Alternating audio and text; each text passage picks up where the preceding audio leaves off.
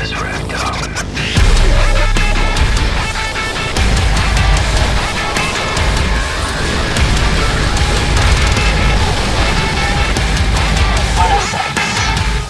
Terminate them.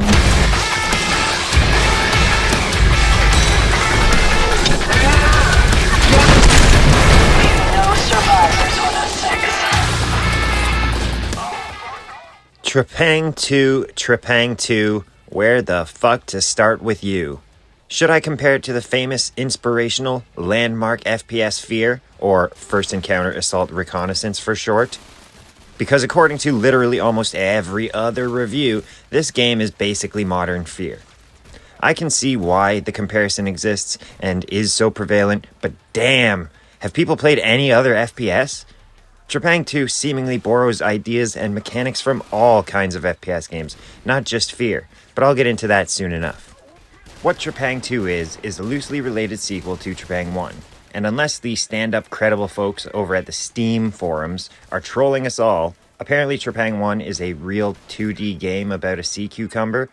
I'll let you decide if that's a myth or legend, because that mystery is really more compelling than the game's actual plot. What? Who said that? But yes, TREPANG2 evolved into a beautiful AAA-looking FPS title made by the very creatively named Trepang Studios, a developer that reaffirms my belief that occasionally Canada can produce some remarkable shit from time to time. And I was surprised it was even from Canada, to be honest. Playing blind, I would have guessed it was a Japanese or European release.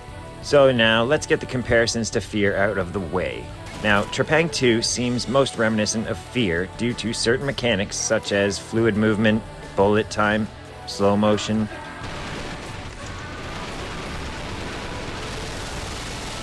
a melee kick, enemies with night vision goggles, and of course, it's just a dark, edgy, wild ride. In my untrained opinion, though, that's where the surface level similarities end, because although I remember Fear being all of that of which I just described, I do also remember it more for its creepy pseudo-horror vibes, linear campaign, and of course its impressively smart AI. And while there was seemingly some kind of supernatural shit going on in TREPANG2, most of it left me more confused than scared due to the complete lack of direction or a linear story to explain some of the supernaturalities. Yes, I am aware there is a ton of lore notes that probably explain that, but maybe they should have used cutscenes or some voice acting or anything really just to help flesh things out. For example, when you start the game, you get dropped into a level unarmed and you have to kinda sneak around to find a weapon and avoid heavily armed guards. This mission felt great because it actually felt like the beginning to a story.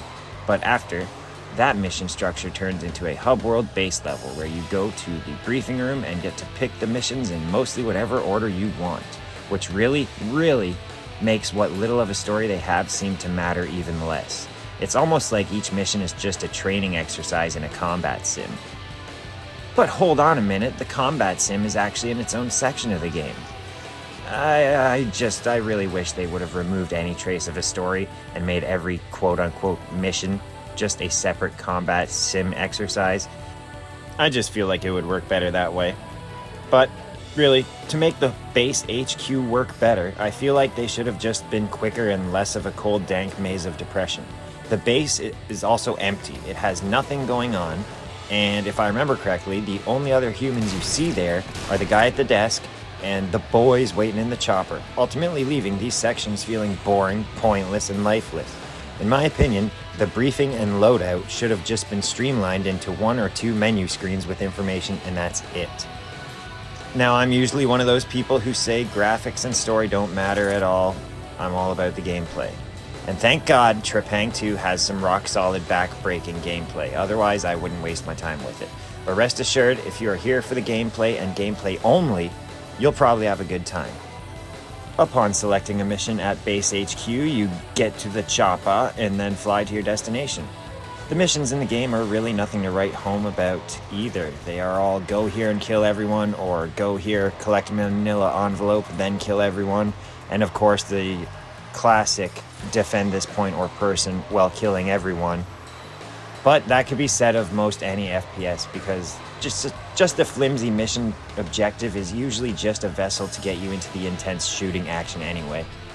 But what makes this game still worth playing, despite the game itself providing little motivation to do so, is when you finally grasp the controls and start sliding around levels, blasting everyone away, it does feel amazing.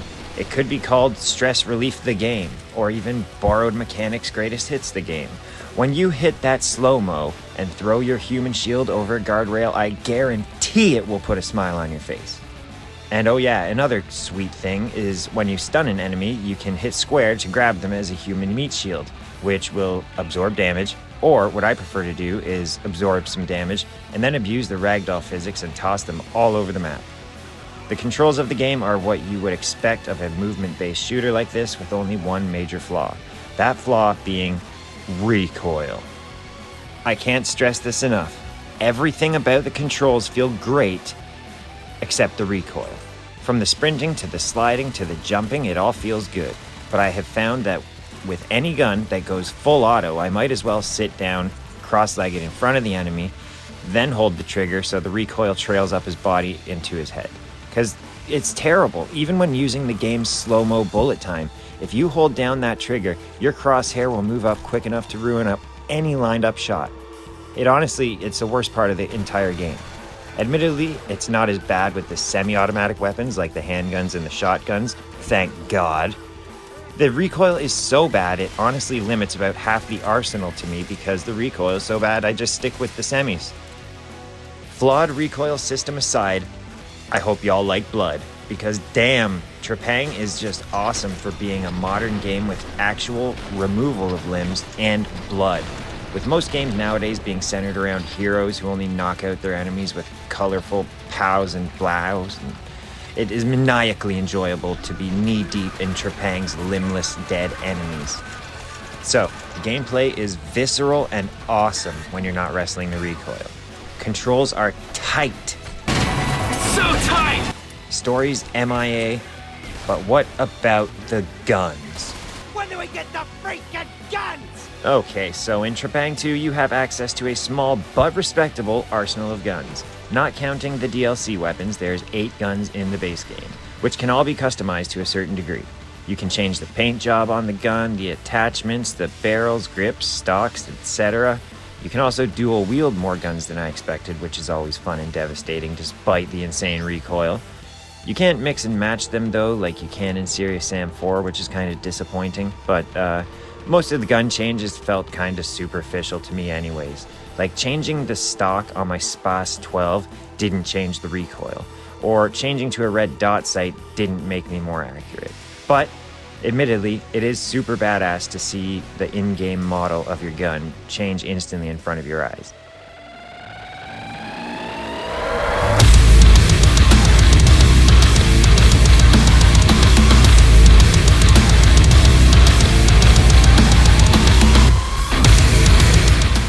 The best gun in the game is undoubtedly the SPAS 12 shotgun. Like it is in every game, the SPAS 12 is, in my opinion, the only gun that feels blatantly different from the rest due to its massive close-range damage. It is incredibly satisfying to use and packs the appropriate punch you have come to expect from such a gun. And of course, the SPAS sound effects are so powerful, it sounds like I need better speakers for my TV, really. It sounds brilliant and powerful. To complement the SPAS 12, you also get a deadly MK23 pistol, which always reminds me of the pistols used in Crisis 2 Prophet in Manhattan. You get the fast as fuck Chris Vector SMG, which could have used 5 more years in the R&D recoil department.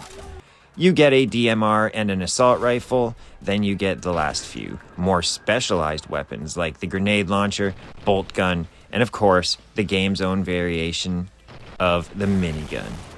It offers a versatile mix for most playstyles. Just keep that recoil under control and you'll enjoy it a lot more. Another thing I wish I could enjoy a lot more is the level design. Once you pick your mission and embark on the chopper to your destination, you are always dropped in levels that consist of semi-open arenas for combat, all connected by either smaller arenas or the famous mini corridor maze. Straight up, I'll just say it, I thought the level design sucked. The small corridors were too narrow and cramped to make any combat enjoyable, especially since we only have 2 melee options in the kick or the gun butt. And there ain't no perks that make you able to Tony Jaw on back your way over the enemies, okay? And to be honest, the open areas aren't that much better. They usually are the prettier parts of the levels, whether it be a castle's nice open courtyard or even the beautiful desert crash site. Since there's no cover system or advanced movement in the game, the levels don't really do anything we haven't seen before because they don't need to make any extra paths for wall running or an abundance of waist-high barriers for cover purposes. Basically meaning the levels are all very bland. Like, they're pretty, but they're bland. There's some destructible things like barrels and glass, but there's far more shocking amount of static items that can't be destroyed at all. This is so lame. I remember Fear using the Havoc physics engine to the absolute max, which made for an incredible visual of destruction during slow motion, seeing all the boxes, chairs, blinds, particle effects, and bodies just flying around with weighty physics in slow motion. There is some fun parts of levels here, but they're just that, fun portions of bigger, worse levels. And I hate to say it, but another thing that sadly disappointed me were the power-up abilities. First of all, I have no clue why our main character even has these power-ups. Is he a super soldier? Did he find ancient runes of power? I don't know. And don't tell me it explains it in the lore notes, because I already said I'm not reading all that. But anyways, the powers you do get, you kind of just are the guy from Crisis. Yeah, you're Prophet or Alcatraz or whoever the fuck. And also, as previously stated, you can channel Jack Slate or the Punisher and take your enemies hostage as a shield before discharging them over the railing or off a cliff. This is the best part of the game. So yeah, this is kind of what I meant by borrowed mechanics. It's nothing wrong with borrowing mechanics, but there still needs to be a game with its own personality around it. Now that I've discussed some good and some bad gameplay aspects, I would like to give credit where it's due. And that credit lies in the game's visuals. Wow, this game looks amazing, even on my base PS5. I remember when the game was only in the early access stage on Steam, and back then I even thought it looked phenomenal. Despite the levels in the game feeling like a random collection of assets strewn together, I must say the levels themselves do look great. From the dimly lit sections of the game to the bright daylight, all of the lighting in the game really shines. The texture work and interiors are all pretty nice and well done, if a bit sparse. The few enemy types are well detailed, but in my opinion, the clear showstopper here is the gun models. These are sexy. All the guns look super detailed and even accurate, or at least to an untrained eye like myself. Okay, maybe the bolt gun launcher thing looks kind of weak, but the rest go toe-to-toe with the best in the business, like Sam 4, Doom Eternal, and all your Call of Duties, and, everything. The game desperately needs its own sense of style, though. Like, people call it so much like Fear because that's basically the only identity it has. If you were to take away the goggle-wearing bad guys, the urbanish levels, the spas, and all that, it would just be called a generic shooter and no one would pay attention to it at all. The comparison to Fear is the only thing this game has going for it. I believe for this game to have its own sense of identity, it can still keep some of the Fear adjacent stuff, but it really needs to add a lot more to give it its own sense of personality. Things like cutscenes, maybe some humor in the writing, maybe some secrets, maybe a couple mini games. I don't know if any of these are even good ideas. It's just something. Throw in 50 references like Ion Fury did, because anything would be better than nothing here. So if, and more probably when, this game gets a sequel, I do have mega high hopes for it.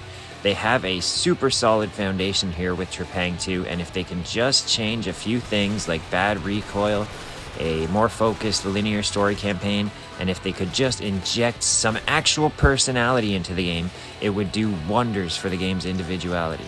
Also, I hope they find a talented composer to do the soundtrack for the next game. Doesn't have to be metal, but the obvious choices would be to do something fast and intense to match the action. So maybe metal is the way to go. Somebody call up Mick Gordon. And to you, the viewer watching, wondering if TREPANG2 on PS5 is worth picking up, I would only recommend the game if you're buying it on sale or if you don't care about the couple of issues that I had with the game. The gunplay, though, is fun, for the most part. When it clicks, it fucking clicks. So if you're down to have some bloody good fun and controlled bursts, give TREPANG2 a try. And my question for you is, what did you think of Trepang? Really, because I've read the DLC, kind of sucks, so being a cheap man, I'm probably not going to buy the review. They should have saved that extra shit for the sequel. But also, let me know if there's any other games, FPS or JRPG or whatever, that you'd like to see me covered. Leave it in the comments down with what you think about Trepang. Thanks again for watching. Have a good one. Hey bros, what's going on? This is Cotton. Be sure to subscribe to my channel if you haven't already, because subscribe